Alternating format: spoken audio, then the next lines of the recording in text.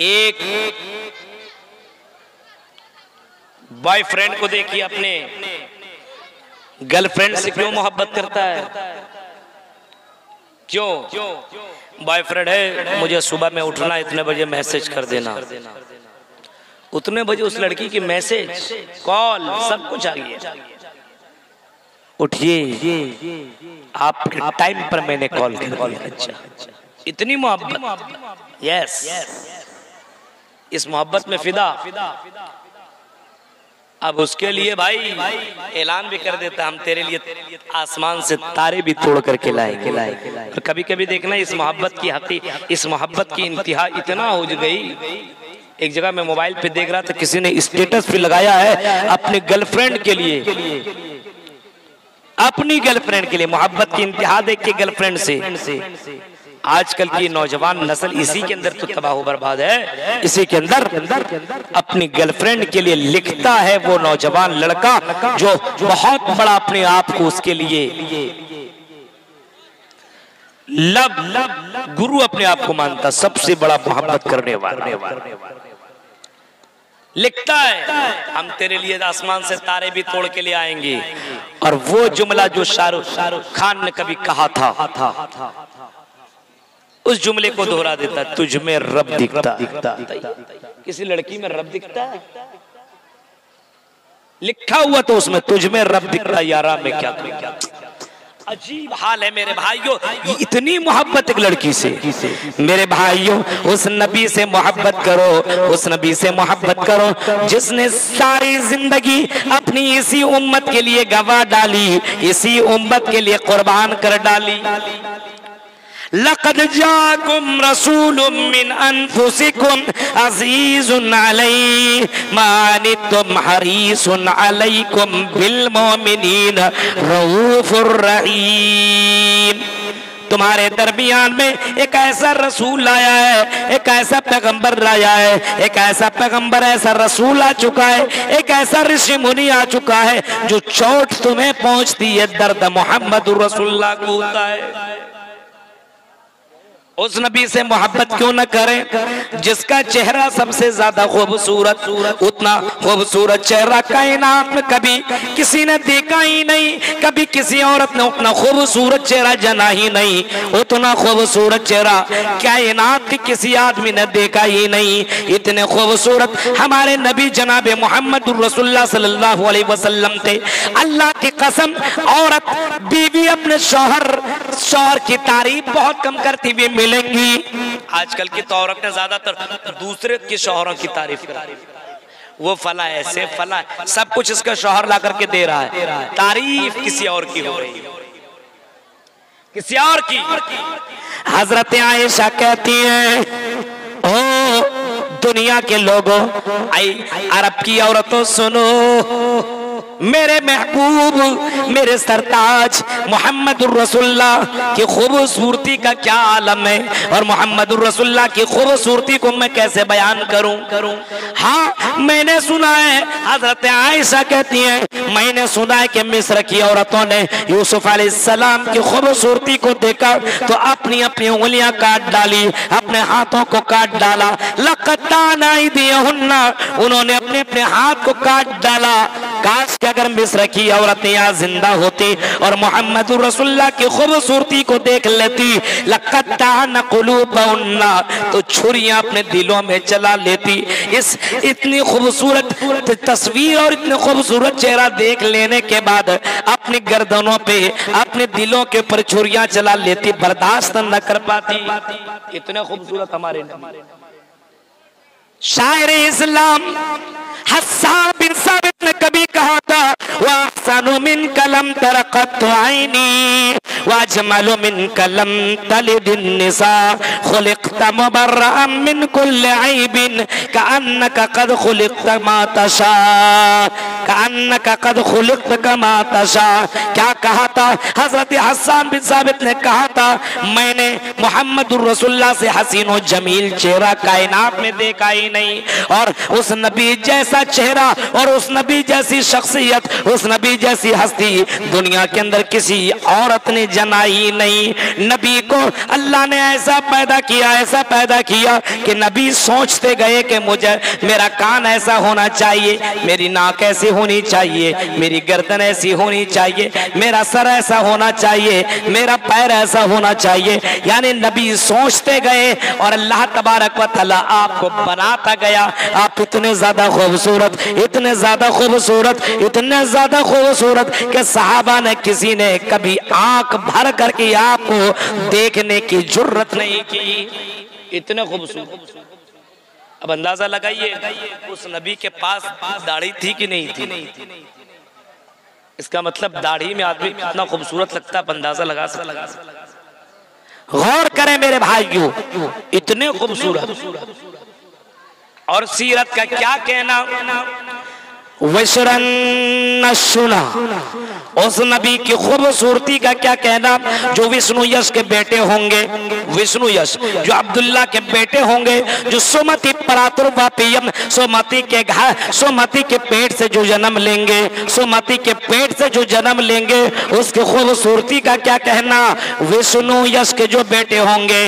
और जिसकी खूबसूरती का आलम यह होगा विशरन सुना की आंखें चुंदिया जाएंगी, देखने वाले ताज्जुब करेंगे, देखने वाली आंख भर करके देख नहीं पाएंगे। उस नबी की खूबसूरती का क्या कहना जो शंबल ग्राम के अंदर आएंगे, शंबल ग्राम से जाति विवज्जिता मंगल चार बहुल पापिता विवज्जिता, जो शंबल ग्राम के अंदर आएंगे यानी बलदुल अमीन के अंदर आएंगे, मक्का की सरजमीन और मक्का की धरती के अंदर जो जन्म लेंगे, मक्का की सरजमीन के अंदर आएंगे। और जिस जमीन के अंदर आएंगे उस जमीन को अल्लाह तबारक व तआला अमन वाला शहर बना देगा, उस जमीन को अल्लाह ताला अमन वाला शहर बना देगा। उस जमीन के अंदर आएंगे और वो नेकियों के गुरु होंगे, नेकियों के गुरु होंगे। अल्लाह की कसम मुहम्मदुर रसूलुल्लाह नेकियों के गुरु थे, नेकियों की तरफ लोगों को बुलाया करते थे, नेकियों की तरफ लोगों को बुलाया करते थे, वो नेकियों के गुरु थे। और नबी की सीरत का क्या कहना, जिसकी सीरत को गैरों ने भी अपनाया है और गैरों ने भी तस्लीम किया है और मानने के ऊपर भी मजबूर हो गया।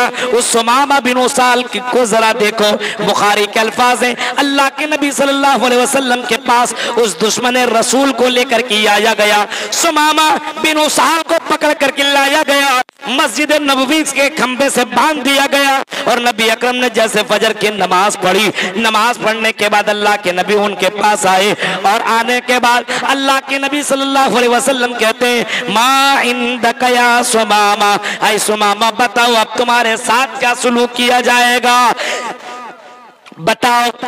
ऐ सुमामा अब तो तुम पकड़े गए हो, अब तो तुम जकड़े गए हो।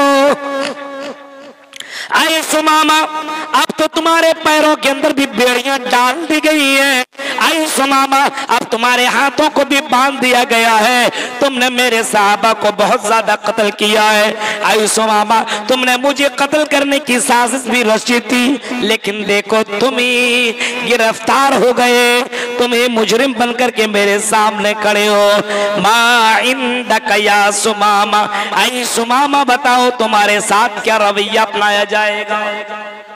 मंजर देखिए जरा, मंजर ऐसे नबी किसी को न मिला है, न ऐसे नबी किसी को मिले। खुश नसीब हो लोगो, हम और आप खुश नसीब हैं कि हमें और आपको ऐसा नबी मिला। दुश्मन रसूल कहता है डरा रहे हो, आई मोहम्मद इन तक्तुल ज़ादमिन, कत्ल करना चाहो तो कत्ल कर दो, गर्दन उड़ाना चाहो उड़ा डालो। कितना जरी और कितना बहादुर था। हम और आपको पकड़ ले, किसी और को पकड़ ले, बांध ले, अब क्या किया जाएगा, तुम्हारे ही ऊपर सब कुछ रहम कम कर दिए, बस आप ही हैं। हाँ, एक आदमी डरपोक के मारे पकड़ लेता, पैर हाथ कांपने लगता है, चिल्लाने लगता है, चीखने लगता है, आप ही सब कुछ, भगवान खुदा रब सब आप ही है। लेकिन ये सुमामा बिन उसाल कहता क्या है, इन तक्तुल ज़ादमिन, अगर कत्ल करना चाहो तो कत्ल कर दो, वइन तुनिम माला शाकिरिन, ऐ मोहम्मद, अगर आप एहसान करना चाहें तो शुक्रगुजार रहूंगा, यानी आपके एहसानात को मैं भूलने वाला भी नहीं। और ऐ मोहम्मद, वइन कुंता तुरीदुल माल, बुखारी शरीफ की हदीस है, आई व इन कुंता तुरीदुल माल, अगर तुम माल लेना चाहो, दौलत लेना चाहो, अगर दीनार और दिरहम लेना चाहो तो आई मोहम्मद बोलो कितना चाहिए, मुझे छोड़ दो, उतने दीनार और दिरहम, उतनी दौलत हम तुम्हारे कदमों में ला करके दे देंगे। यानी 3 ऑप्शन रखा, कत्ल करना चाहे कत्ल कर दे, माफ करना चाहे माफ कर दे, और पैसा लेकर के छोड़ना चाहे तो छोड़। नबी ने कुछ नहीं, तीनों ऑप्शन में से किसी को सिलेक्ट नहीं किया। आपने पूछा ठीक है सुमामा रहो, अभी खाओ पियो एंजॉय करो, वादा हुआ है। दूसरे दिन भी अल्लाह के नबी नमाज फजर के बाद आए और आपने यही 3 सवाल 3 क्वेश्चन कर डाला। आज भी वही जवाब दिया सुमामा बिन उसाल ने।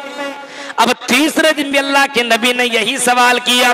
अब सुमामा बिन उसाल उस नबी को देख रहे हैं, आने को जाने को, उनकी हरकत को देख रहे हैं, आपकी जबान को देख रहे हैं, आपके चेहरे को देख रहे हैं, आपकी सीरत को देख रहे हैं, आपकी सूरत को देख रहे हैं। लास्ट दिन तीसरे दिन अल्लाह के नबी ने फरमाया सुमामा बताओ, मा इंदक या सुमामा, ऐ सुमामा बताओ तुम्हारे साथ क्या मामला किया जाएगा।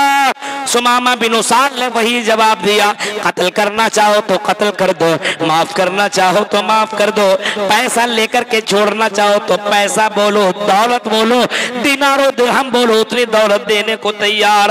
आपने कुछ भी तीनों में से कुछ को भी सेलेक्ट न किया, बल्कि आपने डायरेक्ट ये कहा, ऐ सहाबा इनकी जंजीरों को खोल दो, इनको कैद से आजाद कर दो, इनको रिहा कर दो। मोहम्मद रसूलुल्लाह ने इसको माफ कर दिया। इतने बड़े दुश्मन। अब देखिए सुमामा बिन उसाल को जब माफ कर दिया गया, सुमामा बिन उसाल वहां से निकला। नबी से मोहब्बत है, जरा देखिए इस मंजर को, जरा देखिए। निकलता अपनी ऊँटनी के ऊपर सवार होता, मस्जिद नबवी से बाहर निकलता, मदीनातुर रसूल से आगे निकलता है। जैसे मदीनातुर रसूल को छोड़ता है, नबी के शहर को छोड़ता है, कुआं और तालाब उसको नजर आता है, उसी तालाब के अंदर वो नहा लिया उसने, उसी कुएं के अंदर उसने गुस्ल कर लिया और फिर वापस उसी ऊँटनी के ऊपर बैठता है और फिर पीछे पलटता है, मस्जिद नबवी के अंदर आता है और चीख करके कहता है, अशहदु अल्ला इलाहा इल्लल्लाह व अशहदु अन्ना मुहम्मदर रसूलुल्लाह। इस बात की मैं गवाही देता हूँ कि अल्लाह के अलावा कोई माबूद बरहक नहीं है और मोहम्मद अल्लाह के रसूल है। इस बात की मैं गवाही दे रहा हूँ। एक दुश्मन रसूल अल्लाह के नबी की सीरत को देख लेने के बाद अपनी जबान से अपनी जबान से कलेमा ला इलाहा इल्लल्लाह का इकरार कर लेता है। ये सीरत थी नबी अकरम सल्लल्लाहु अलैहि वसल्लम।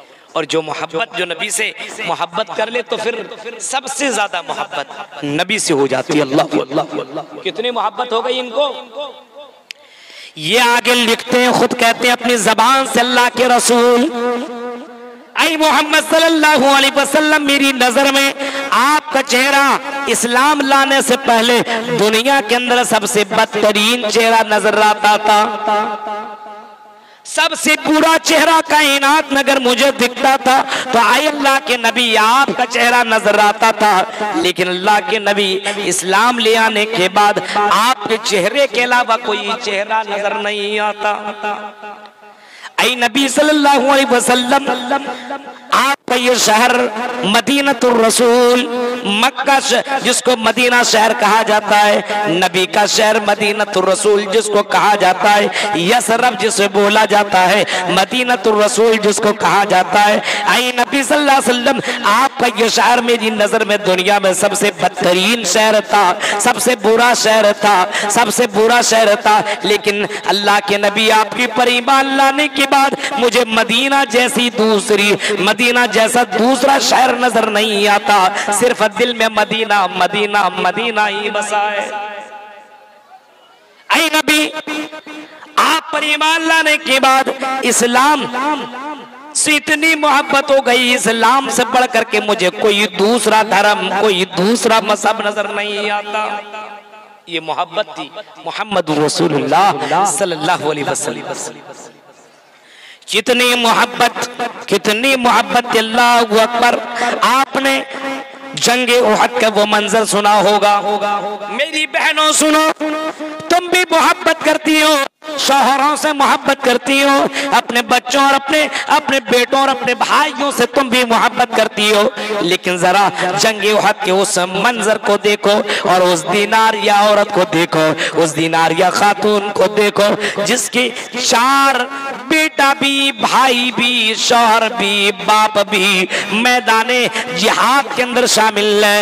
मैदाने जिहाद में जिसका बेटा भी लड़ने के लिए गया है, जिसका भाई भी लड़ने के लिए गया है, जिसका बाप भी लड़ने के लिए गया है, और जिसका भाई, बाप, बेटा और शौहर, ये चारों को चारों मैदान जिहाद में, मोहब्बत रसूल में, मैदान जिहाद में लड़ रहे हैं। अब दीनारिया जैसी औरत मैदान जिहाद में तो गई नहीं है, लेकिन अपने घर में, और अपने घर में इस इस्लाम की बका के लिए, मोहम्मद रसूलुल्लाह की बका के लिए वो औरत सजदे में है, दुआ कर रही है। आय अल्लाह, इस्लाम की हिफाजत करना, मेरे नबी की हिफाजत करना, आय अल्लाह इस दीन की हिफाजत करना, मेरी नबी को कोई ठेस ना पहुंचे, मेरे नबी को कोई न मारे, मेरे नबी के ऊपर एक जर्रा बराबर कहीं से कोई चोट न लगे।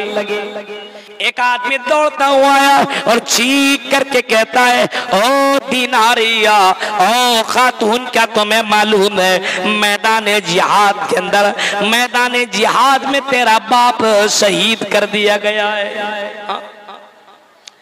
औरत ने सर उठाए, उठाने के बाद चीख करके कहती है, क्या मेरे बाप के बारे में न बताओ, फातिमा के बाप के बारे में बताओ, उस फातिमा के बाप का क्या हाल है, उस फातिमा के बाप का क्या हाल है। वो आदमी कहता है, मोहम्मद रसूलुल्लाह के बारे में कह रहे हैं। कहा, हाँ मोहम्मद रसूलुल्लाह बिल्कुल अच्छे हैं, सिर्फ आपके बाप मैदान जिहाद में शहीद कर दिया गया।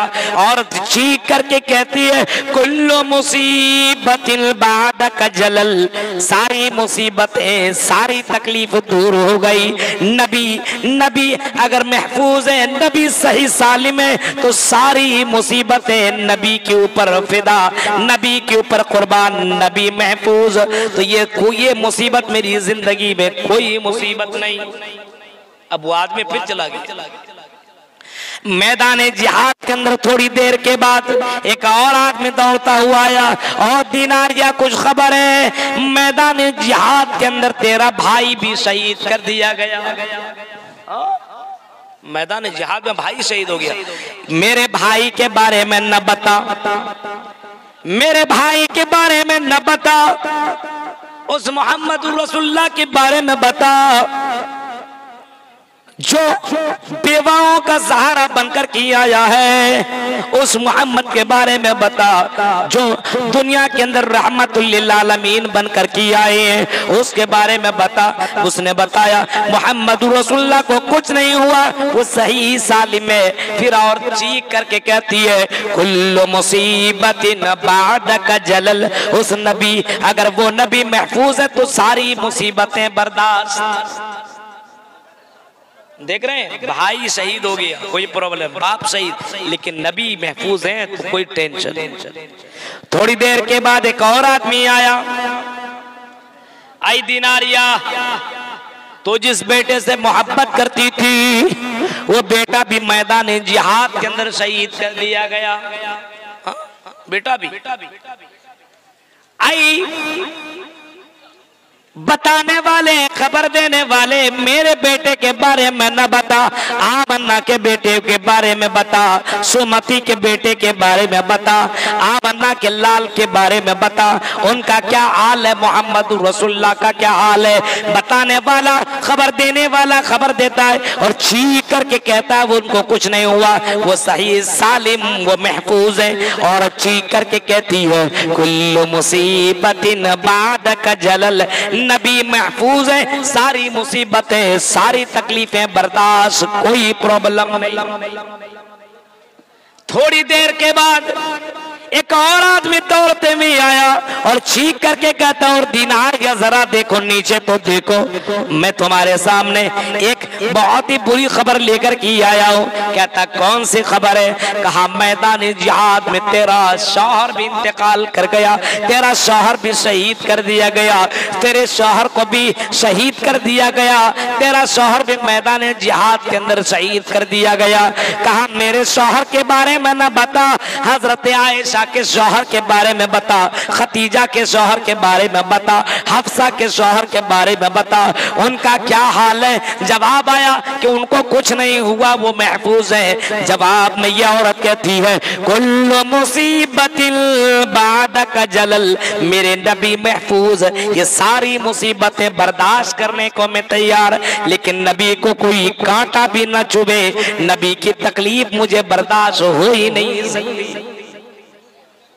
हम और आप नबी के ऊपर इन सब चीजों को कुर्बान कर सकते हैं? अरे भाई, नबी के ऊपर कुर्बान क्या करेंगे? कुछ भी नहीं, सिर्फ जबान से हम दावा करते हैं कि नबी नबी है। नबी को जो चीजें पसंद थी वो चीजें हमें पसंद नहीं है। नबी को अपनी जिंदगी में सबसे ज्यादा नमाज पसंद किया करते थे।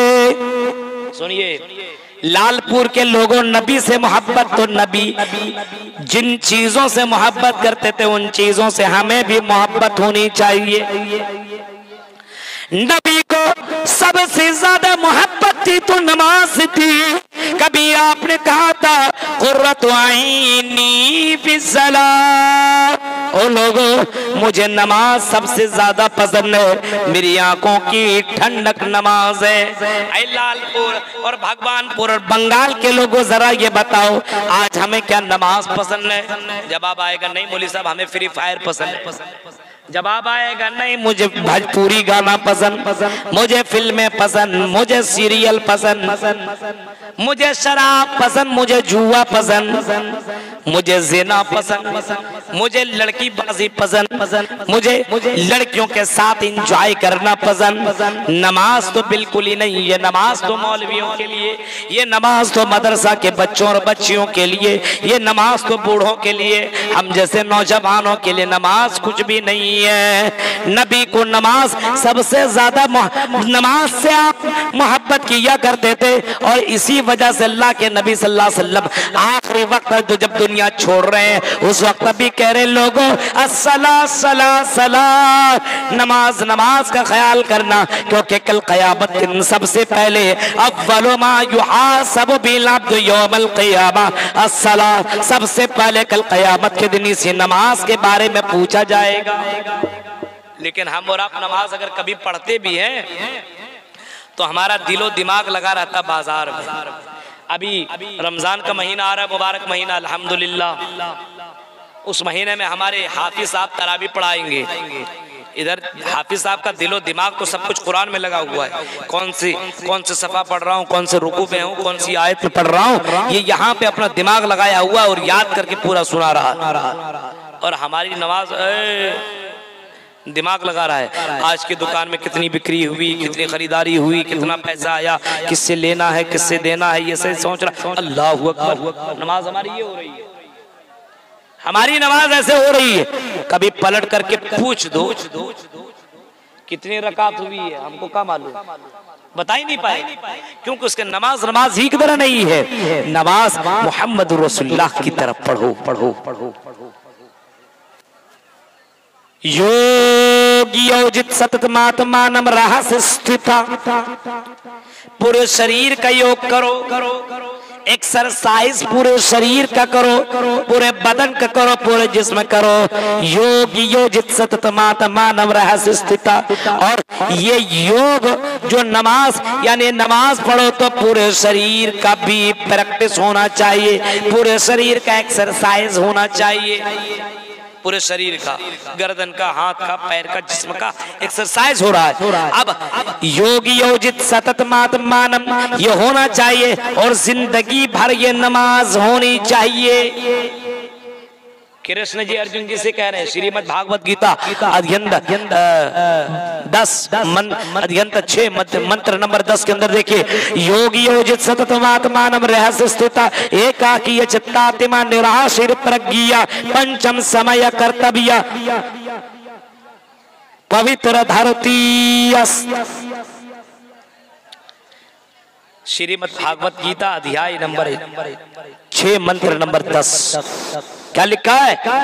आई अर्जुन, तुम पूरे शरीर का योग करो, यानी नमाज पढ़ो, नमाज पढ़ो और नमाज कंटिन्यू पढ़ते रहो, छोड़ना नहीं, कभी भी नहीं। नमाज कंटिन्यू पढ़ते रहो, कभी भी छोड़ना ही नहीं। अल्लाह के नबी सल्लल्लाहु अलैहि वसल्लम ने कभी भी फरमाया था, अगर किसी ने नमाज जानबूझ करके छोड़ दी, मन तरक सलात मक्तूबतन मुतअम्मिदन फक़द कफर, जिसने फर्ज नमाज जानबूझ करके छोड़ी तो उसने कुफ्र किया। अब कृष्ण जी भी अर्जुन जी से कह रहे हैं, हाय अर्जुन, योग योजित सततमात्मानं रहस्य स्थिता, हाय अर्जुन तुम नमाज कंटिन्यू पढ़ते रहना, ये योग करते रहना, पूरे शरीर का योग करते रहना, सततमात्मानं रहस्य स्थिता, इसको तुम छोड़ना नहीं, कंटिन्यू उसको करते रहना। आए काकी, जब तुम नमाज में खड़े हो, जब तुम योग के अंदर खड़े हो तो अपने आप को ये अल्लाह के सामने खड़ा कर लो और आए काकी ये कहो, क्या प्रभु अल्लाह भगवान मेरे गुनाह को क्षमा कर दे, मेरी गलतियों को माफ कर दे। निराशीर परगिया, और जब तुम नमाज के अंदर खड़े हो तो नमाज ऐसे पढ़ो गोया कि तुम अल्लाह को देख रहे हो, नमाज ऐसे पढ़ो कि तुम्हारा पूरा का पूरा आत्मा, पूरा का पूरा ध्यान उसी नमाज के ऊपर लगा रहे। हाँ, निराशीर परगिया, जब तुम नमाज पढ़ो तो नमाज इस तरीके से पढ़ो कि पूरा का पूरा ध्यान तुम्हारा उसी में लगा रहे। घर को तुम्हें छोड़ना पड़ेगा, तुम्हें तुम्हारे बीवी को, तुम्हारे बच्चों को, सब कुछ तुम्हें छोड़ना पड़ेगा, पूरा का पूरा ध्यान तुम्हें नमाज के ऊपर लगानी होगी। ये है हिंदू धर्म में। अब देखिए, अल्लाह के नबी सल्लल्लाहु अलैहि वसल्लम ने इसी नमाज के बारे में कभी फरमाया था, अल इहसान अन ताबुदल्लाह कान्नका तराहु फइल्लम तकुन तरा फइन्नहु यराका। है लोगों, एहसान ये है नमाज, ये है इबादत, ये है जब तुम नमाज पढ़ो तो ऐसे पढ़ो गोया कि तुम अल्लाह ताला को देख रहे हो।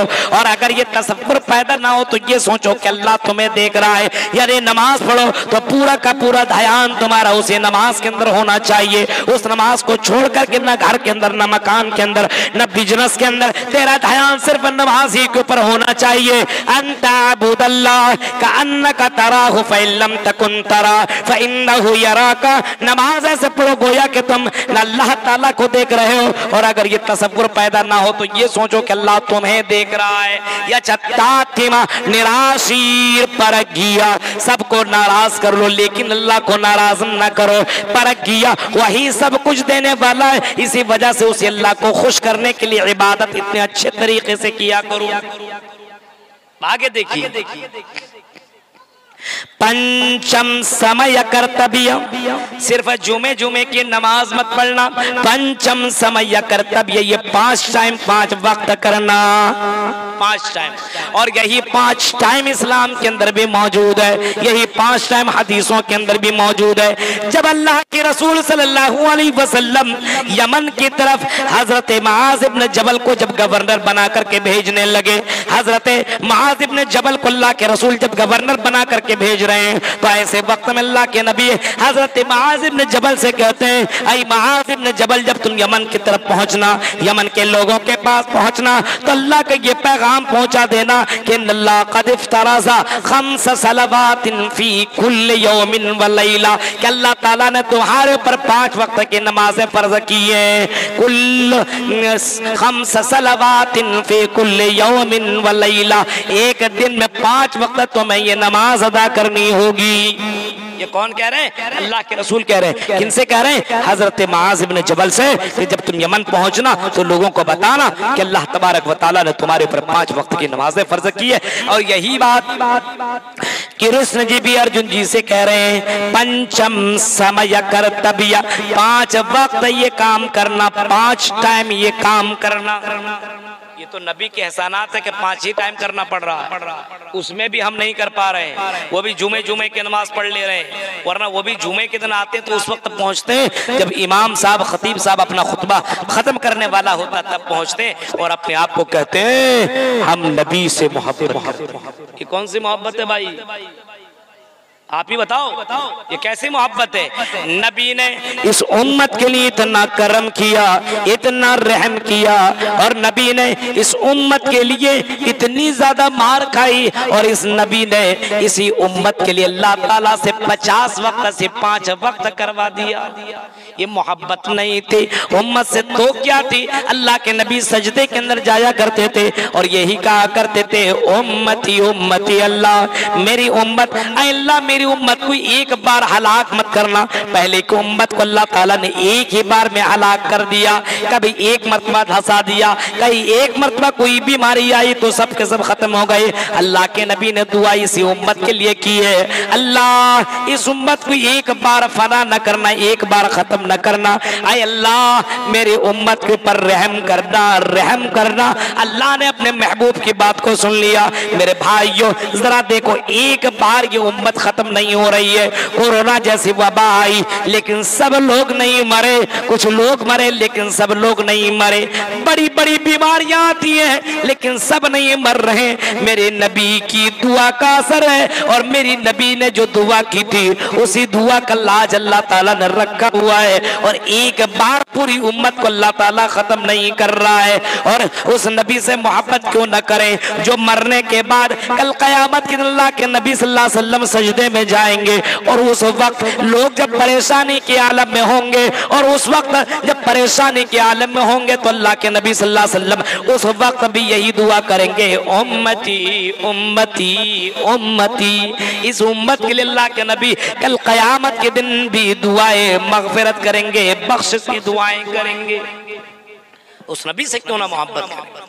और अल्लाह ताला उस नबी की इस दुआ को एक्सेप्ट भी करेगा, रिजेक्ट नहीं करेगा, और कहेगा आई मोहम्मद सल्लल्लाहु अलैहि वसल्लम आपसे जो मोहब्बत किया करते थे, आप जो शरीयत लेकर के गए थे, उस शरीयत के ऊपर जो लोग चलते थे, आई मोहम्मद सल्तोता इस्फातु शफ़ा, आई मोहम्मद सल्लल्लाहु अलैहि वसल्लम आप मांगिए आपको दिया जाएगा, सवाल कीजिए आपको उस सवाल का जवाब दिया जाएगा, सिफारिश कीजिए आपकी सिफारिश आज रद्द ना होगी, रिजेक्ट ना होगी, बल्कि आज आपकी सिफारत एक्सेप्ट की जाएगी, कबूल की जाएगी। अल्लाह के नबी सिफारिश करेंगे। मेरे भाइयों जिसको जहन्नम के भी परवाना, और जो गुनहगार भी लोग होंगे लेकिन नबी से मोहब्बत करने वाले होंगे, अल्लाह का हक देने वाले लोग होंगे, ऐसे लोगों को अल्लाह तबारक व तआला नबी की सिफारिश से जन्नत में पहुंचा देगा। ये नबी से मोहब्बत का नतीजा है मेरे भाइयों। तो उस नबी से मोहब्बत क्यों ना करें? और नबी से मोहब्बत करने का मतलब नबी को जो चीजें पसंद थी वो हमें पसंद आनी चाहिए। नमाज से इतनी मोहब्बत थी अल्लाह के नबी को, इतनी मोहब्बत थी कि अल्लाह के नबी ने फरमाया कि अगर मैदान जिहाद हो तब भी नमाज मत छोड़ो। कभी आपने नमाज फजर की बात लोगों को बताया था?